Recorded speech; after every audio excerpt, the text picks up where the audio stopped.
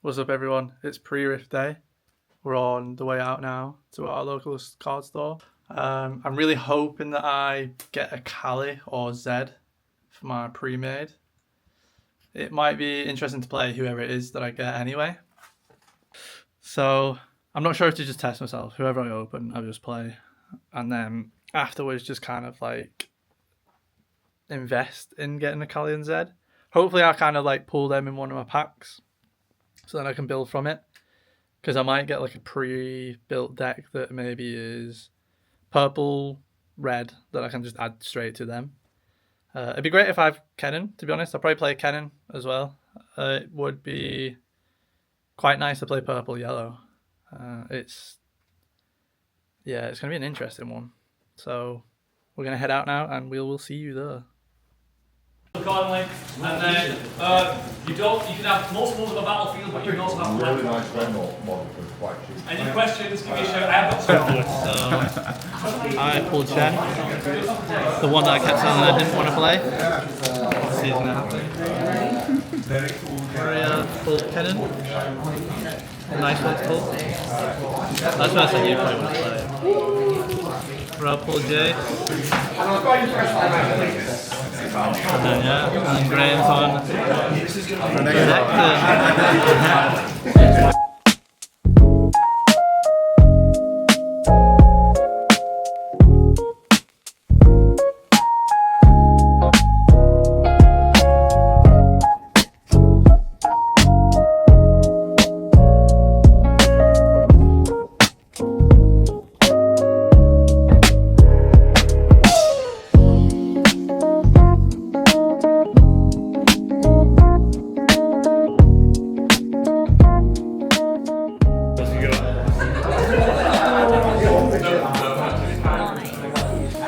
Still Morgana.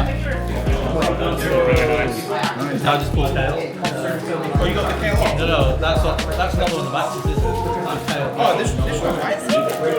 Oh, that's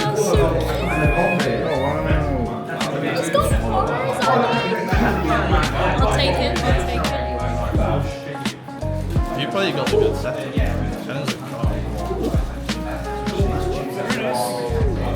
Whatever, straight into my closet. For my first match, I paired up against a Mel Legend with a Z champion unit. Started off quite easily, just playing down one unit and taking the first battlefield, so I was just trying to keep the momentum of staying ahead. I tried to get to my second turn to play Shen straight into the battlefield I owned, which was +1 for every unit that has tank in there. The strategy just going into it was just to try and hold battlefields, maybe just the one, so I could just be one point ahead each time. It might be quite slow to play that because we only had about, I think it's about 40 minutes to play the game. This play was quite passive, but then like once he got a lot of units out on his board, he just tried to like move them in. He did it one by one, which might have not helped him, as like here I ambushed in to save one of my units on this base. At this point, it would take out his Z champion unit. I play Mesmerize here, which basically has -2 to his shadow. So that ended up dying and I kept one unit in there, which allowed me to hold for 2 points. On his next turn, the units that readied up, he decided to move in and take the point again. But I luckily had Key Barrier in my hand, which stopped 7 points of damage actually being dealt. With this, I really wished I got more than one. It was a very good card to hold for Shen. It basically just makes his units bounce back if he doesn't deal the damage, but I can still deal damage to one, which takes it out. It also then helps me just keep that one battlefield.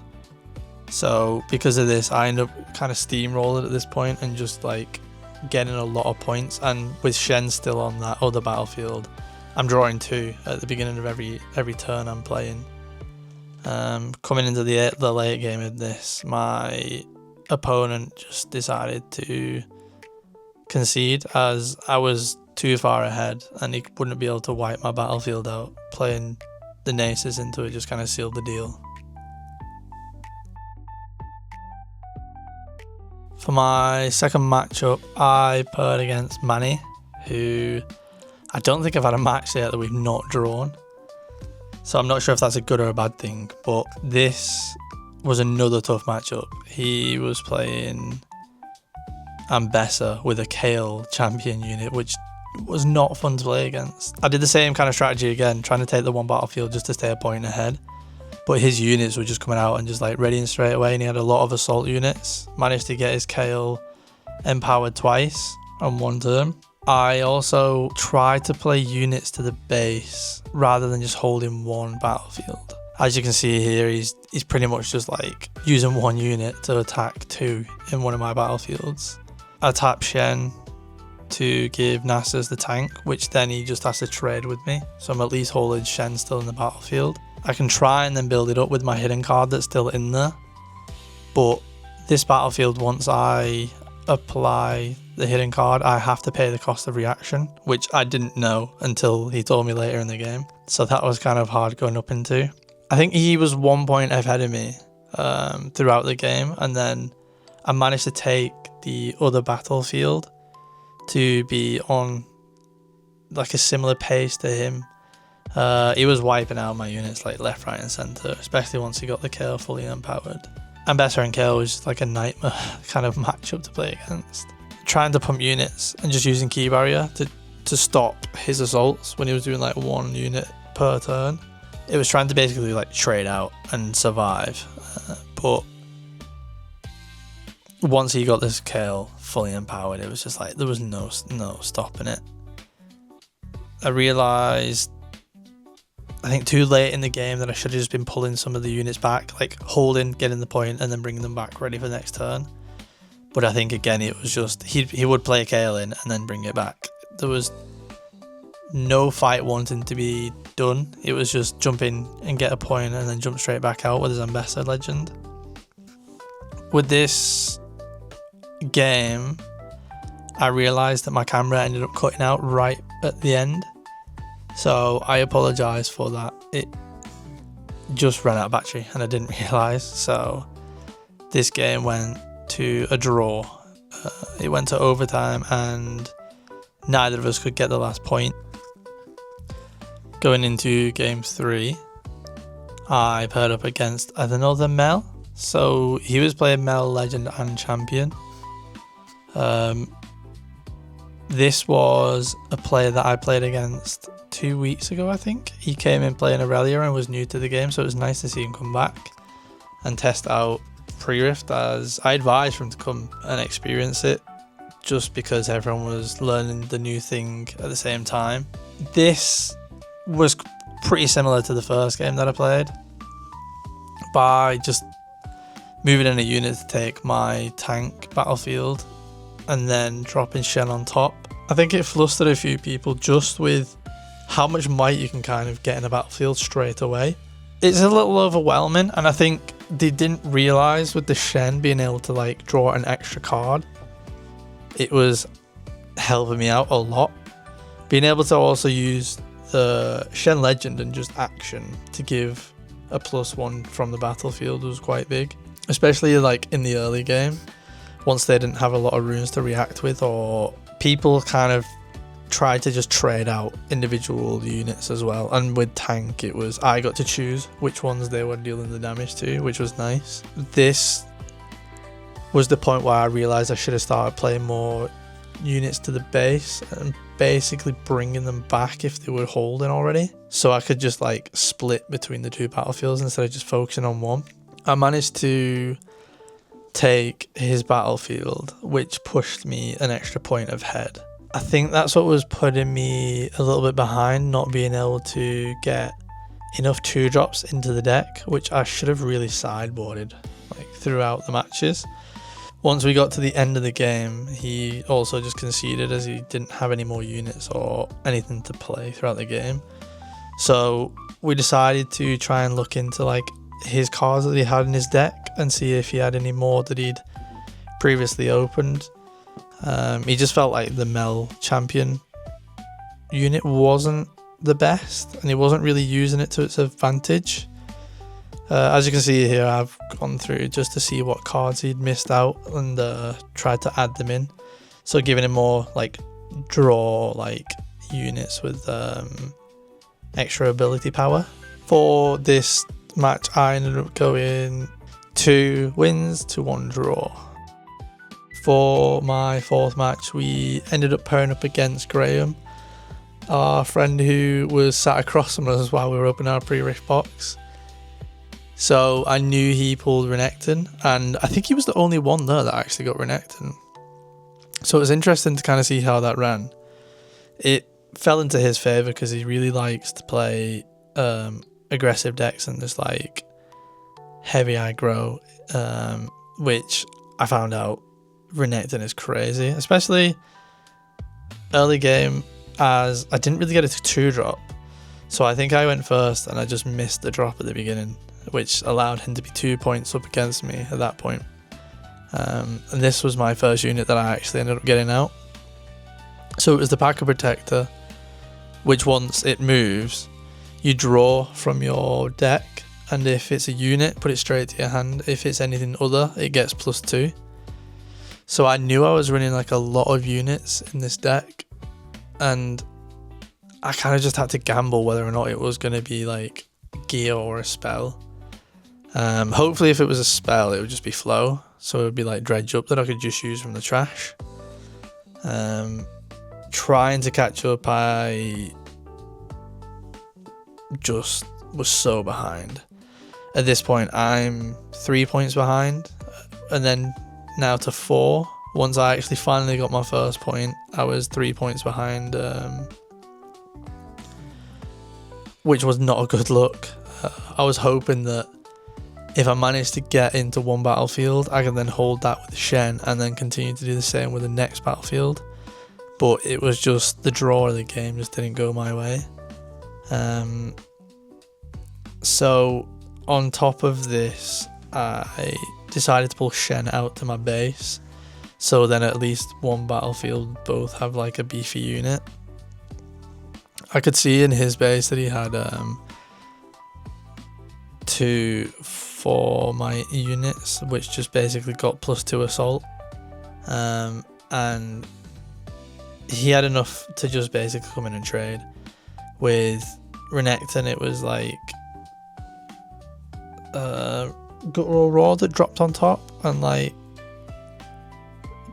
decimated my one battlefield that I actually had.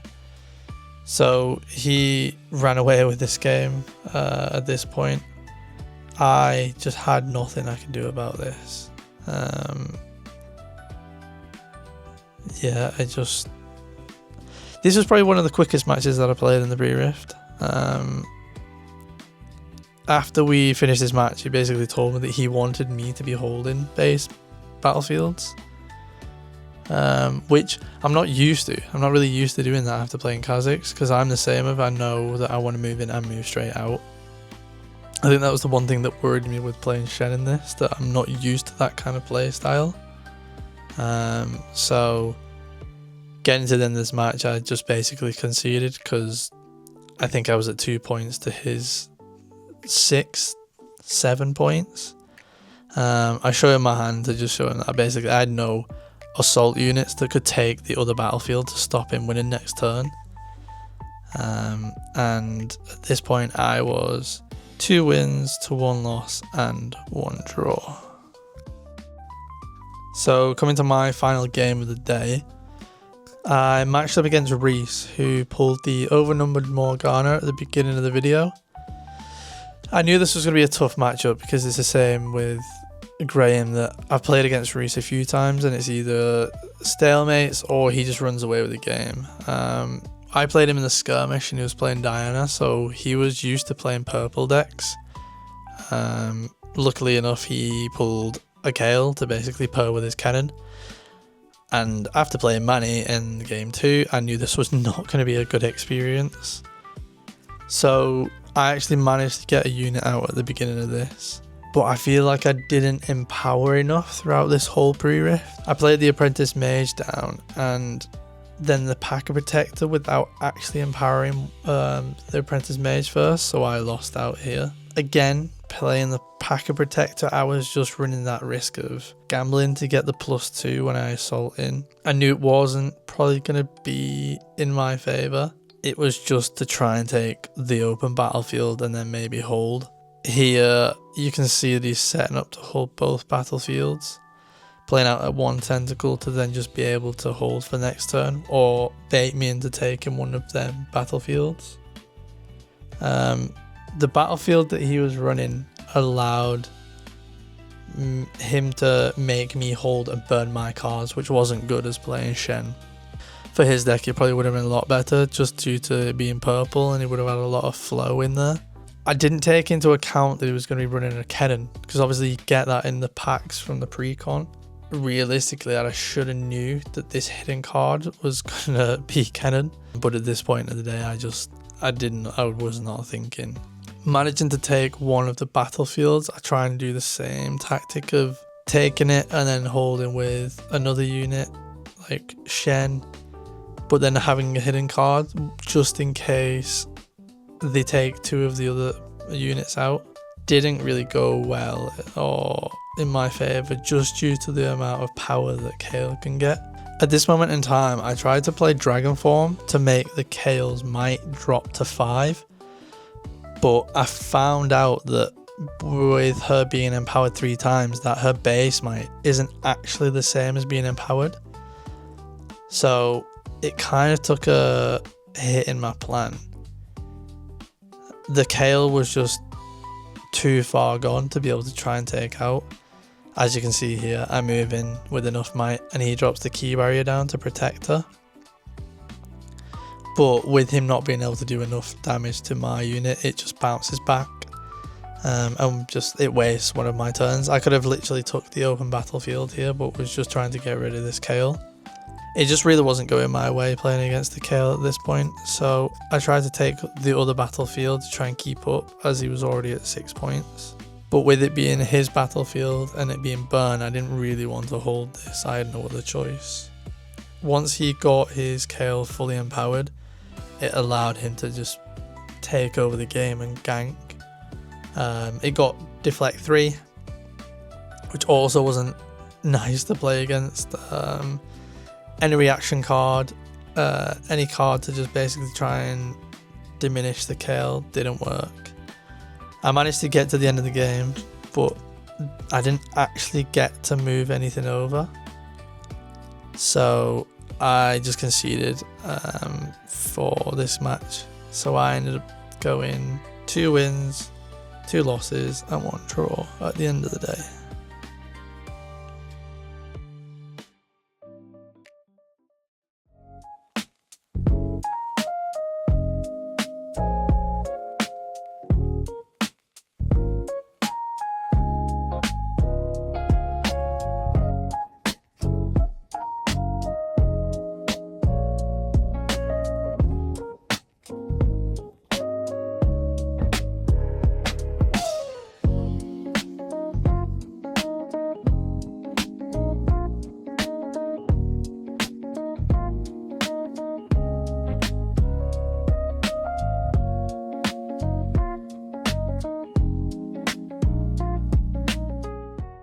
So that's Pre-rift done.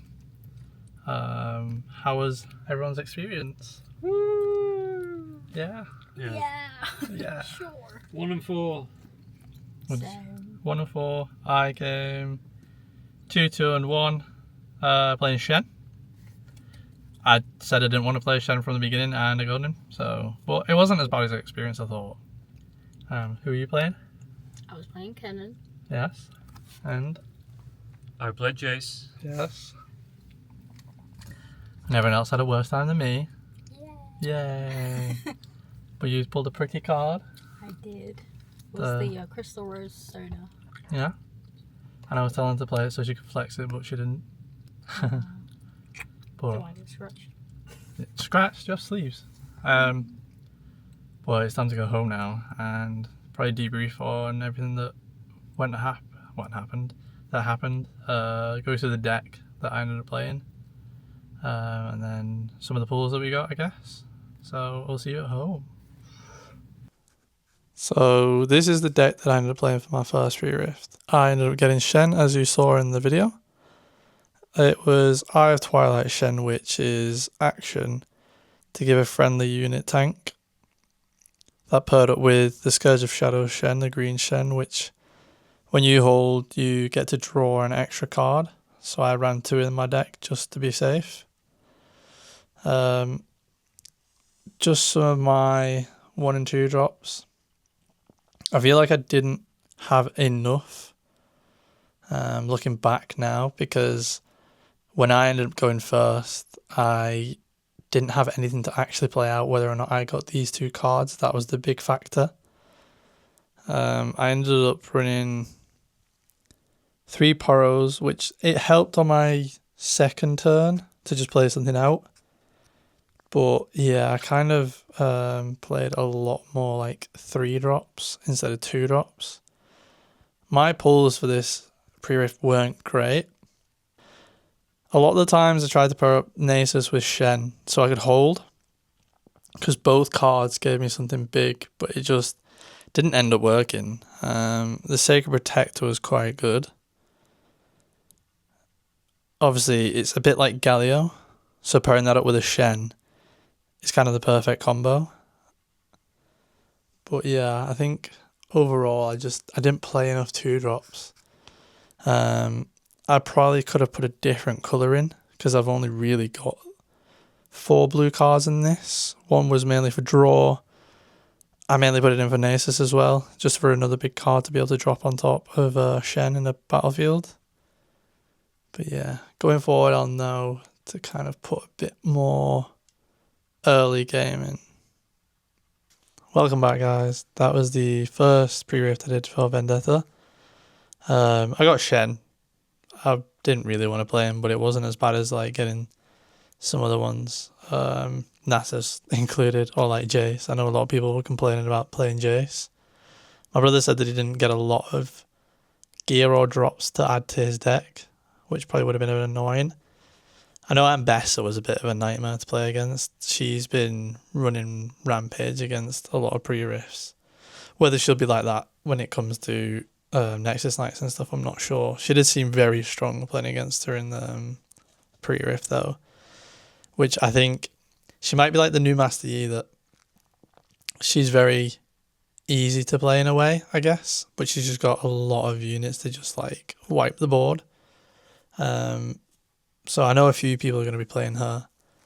I personally would like to play Akali. Akali or Zed were the ones that stood out for me. I think right now it's Akali, but I think she's very popular.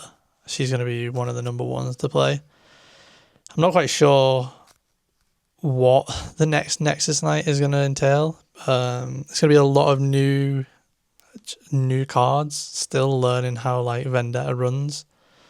The empowered thing, I didn't get a lot of experience with it. I felt I didn't put enough in my deck that I should have done, but hopefully I can pick it up easier. I think it was a lot easier than playing Unleashed pre-rift, just due to the XP kind of confused a few people, and I was missing actually gaining XP, where this was just flow and burn.